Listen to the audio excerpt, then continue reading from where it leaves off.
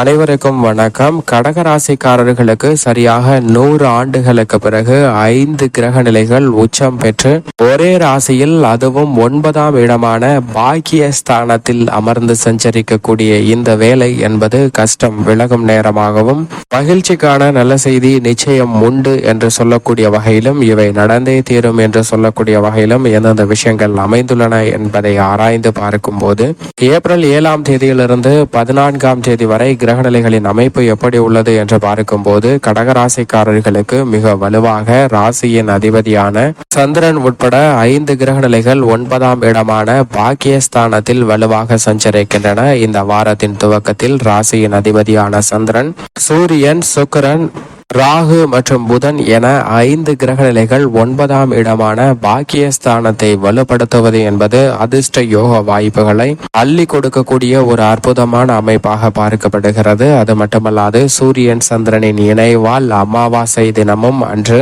அனுசரிக்கப்படுகிறது. 8ஆம் தேதி அன்று இந்த வாரத்தில் அமாவாசை தினம் அனுசரிக்கப்படுகிறது. 9ஆம் இடமான பாக்கியஸ்தானத்தில் சூரியனின் சந்திரனும் இணைவது என்பது முன்னோர்களின் வழிபாட்டால் பல மாற்றங்களை கடகராசிக்காரர்களுக்கு ஏற்படுத்தி கொடுப்பதற்கான அதிர்ஷ்ட யோக வாய்ப்புகளை நிச்சயமாக உருவாக்கி கொடுக்கிறது. அதே வேளையில் இந்த வாரத்தின் இறுதியில் பார்க்கும் போது 14ஆம் தேதி அன்று சூரியன் 10ஆம் இடமான கர்மஸ்தானத்தில் உச்சம் பெற்று வலுவாக சஞ்சரிக்க போகிறார். மேலும் ராசிக்கு சமகிரகமாக பார்க்கக்கூடிய சுக்கிரன் உச்சம் பெற்றிருக்கக்கூடிய வேளையில் ராசியின் அதிபதியான சந்திரன் லாபஸ்தானமாகிய 11ஆம் இடத்தில் இந்த வாரத்தின் இறுதியில் உச்சம் பெறுகிறாருங்க. இப்படி பல கிரக நிலைகளின் உச்சம், அதிலும் குறிப்பாக சூரியன், ராசியின் அதிபதியான சந்திரன் மற்றும் சுக்கிரன் என 3 கிரக நிலைகள் உச்சம் பெற்று சஞ்சரிப்பது பல்வேறு வகையில மகிழ்ச்சிக்கான நல்ல செய்தி, இனிமையான செய்தி கிடைப்பதற்கான அதிர்ஷ்ட யோக வாய்ப்புகள் நிச்சயமாக கடகராசிக்காரர்களுக்கு உண்டு என்பதை தெளிவாகவும் துல்லியமாகவும் உறுதிப்படுத்துகின்றன. இது மிக பெரிய அளவுல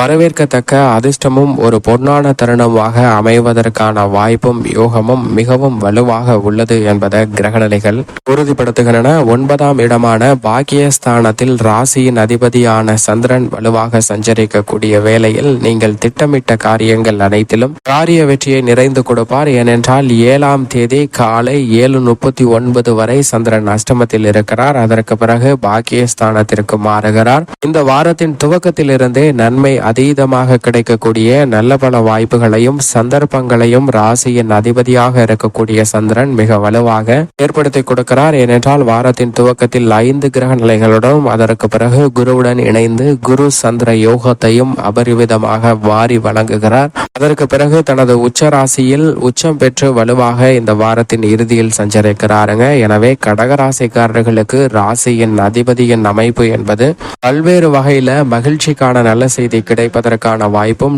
நீண்ட வருடங்களாக இந்த செய்தி எனக்கு கிடைத்தே ஆக வேண்டும் என்று காத்து கொண்டிருக்கக்கூடிய நல்ல செய்தி நிச்சயமாக கிடைக்கும். கஷ்டம் வெகுவளவுல விலகுவதற்கான அதிர்ஷ்ட யோக வாய்ப்புகள் மிகவும் அபரிவிதமாக உண்டு என்பதை தெளிவாகவும் துல்லியமாகவும் உறுதிப்படுத்துகிறாருங்க. இது மிக பெரிய அளவுல வரவேற்கத்தக்க ஒரு அமைப்பாக கடகராசிக்காரர்களுக்கு பார்க்கப்படுகிறது. அது மட்டுமல்லாது, சந்திரன் வலுவாக சஞ்சரிக்கக்கூடிய வேளையில் சுக்கிரனும் உச்சம் பெற்று சஞ்சரிக்கிறார். எனவே இந்த தருணத்தில் கலைத்துறை ரீதியான பணிகளில் உச்சபட்ச வளர்ச்சியும் நன்மையும் நிறைந்து கிடைப்பதற்கான அதிர்ஷ்ட யோக வாய்ப்புகள் உருவாகிறது. புகழ்பெற்ற நிறுவனங்களுடன் ஒப்பந்தங்கள் மேற்கொள்ளப்பட்டு பணியாற்றுவதற்கான வாய்ப்பும், விருதுகளை பெறக்கூடிய அளவிற்கு உங்களது முழு திறமையும் வெளிக்கொணரக்கூடிய ஒரு அற்புதமான தருணமாக கடகராசிக்காரர்களுக்கு அமைவதற்கான அதிர்ஷ்ட யோக வாய்ப்புகள் இந்த வாரம் முழுவதுமே மிகவும் அபரிவிதமாக நிறைந்து கிடைக்கிறது என்பதை சுக்கிரன் உறுதிப்படுத்துகிறார். அரசியல் சார்ந்த பணிகள்ல மிக முக்கியமான கட்டமாக இந்த தருணம் பார்க்கப்படுகிறது.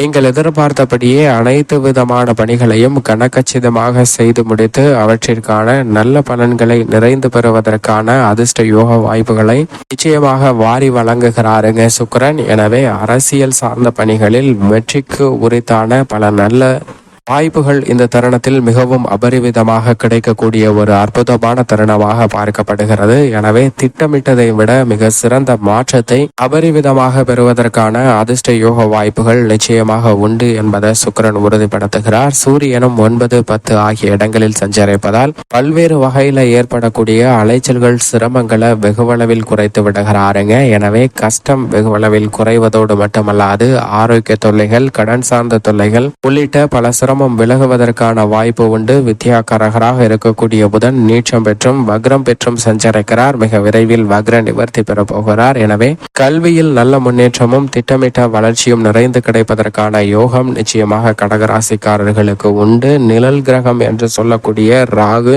மற்றும் கேதுவின் அமைப்பை ஆராய்ந்து பார்க்கும் போது 9ஆம் இடத்தில் 5 கிரக நிலைகள் அமைந்து சப்தம பார்வையை 3ஆம் இடத்தில் சஞ்சரிக்கக்கூடிய கேதுவின் மீது வலுவாக செலுத்துவதால் கேது மிக பெரிய அளவுல நன்மையை அள்ளி கொடுக்கக்கூடிய ஒரு அமைப்பில் வலுவாக வீற்றிருக்கிறார் 3ஆம் இடமான தைரியஸ்தானத்தில். எனவே இந்த தருணத்தில் முன்னேற்றத்திற்கு முட்டுக்கட்டை இடக்கூடிய அனைத்து விதமான தடைகளும் தகர்த்தெறியப்படுகிறது. கடகராசிக்காரர்களுக்கு நீங்கள் திட்டமிடக்கூடிய எந்த பணியாக இருந்தாலும் அவற்றை மன நிறைவுடனும் மகிழ்ச்சியுடனும் செய்து முடிப்பதற்கான அதிர்ஷ்ட யோக வாய்ப்புகள் மிகவும் அபரிவிதமாக நிறைந்து கிடைக்கிறது. பல்வேறு வகையில சந்திக்கக்கூடிய காரிய தடைகள் விலகி நல்ல முன்னேற்றமும் வெற்றி வாய்ப்பும் நிறைந்து கிடைக்கக்கூடிய ஒரு அற்புதமான தருணமாக அமைவதற்கான யோகம் உள்ளது என்பதை நிழல் கிரகமாக இருக்கக்கூடிய ராகு மற்றும் கேது கடகராசிக்காரர்களுக்கு உறுதிப்படுத்துகிறது. அதே வேளையில் ராசியின் ராஜயோகாதிபதியாக இருக்கக்கூடிய குரு கர்மஸ்தான சஞ்சார தூரத்தை 99% மேல் கடந்து விட்டார். இனி மிக விரைவில் சில வாரங்கள்ல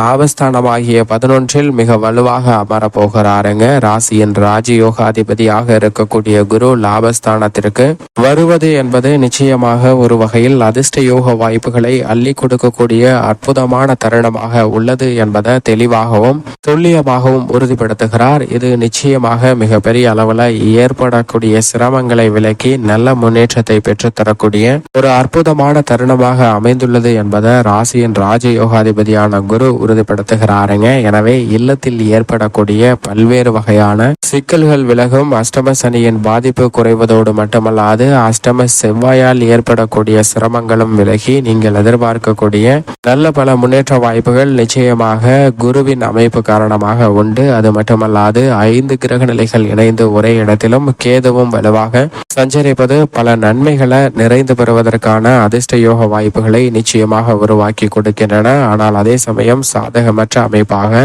பார்க்கப்படுவது நிச்சயமாக அஷ்டமஸ்தானத்தில் ஆட்சி பலம் பெற்றிருக்கக்கூடிய சனிதான். சனி அஷ்டமாதிபதியாக இருந்தாலும் கூட அஷ்டமஸ்தானத்தில் பலம் பெற்றிருப்பதால் எந்த பணியை மேற்கொண்டாலும் கூடுதல் கவனம் தேவை. ஏனென்றால் நீங்கள் செய்யக்கூடிய சிறு தவறு கூட மிகைப்படுத்தி காட்டப்படுவதற்கான சூழல் தொழில், உத்தியோகம், குடும்பம் என அனைத்து விதமான விஷயங்களிலும் ஏற்படுவதற்கான சாத்தியக்கூறுகள் உண்டு. மங்களகாரகன் என்று சொல்லக்கூடிய செவ்வாயும் அவருடன் இணைந்திருப்பதால் சற்று கவனம் தேவை. ஆனால் மிக விரைவில் செவ்வாய் சனியை விட்டு விலகி விடுவார். எனவே பல சிரமங்கள் நிச்சயமாக குறையும். ஆனால் இந்த தருணத்தில் செவ்வாய் சனி முரண்பாடான கிரக சேர்க்கை இணைவால் சற்று கவனம் என்பது விவசாயம் சார்ந்த பணிகளில் மட்டுமல்ல, உத்தியோகம், தொழில் சார்ந்த பணிகளிலும் கூடுதல் கவனத்துடனும் நிதானத்துடனும் செயல்பட வேண்டிய ஒரு தருணமாக கடகராசிக்காரர்களுக்கு பார்க்கப்படுகிறது என்பதை தெளிவாகவும் துல்லியமாகவும் கிரகநிலைகள் உறுதிப்படுத்துகின்றன. இந்த தருணத்தில் பல சிரமங்களை விலக்கி நன்மை நிறைந்தவையாக மாற்றிக்கொள்ள வேண்டும் என்றால் நிச்சயமாக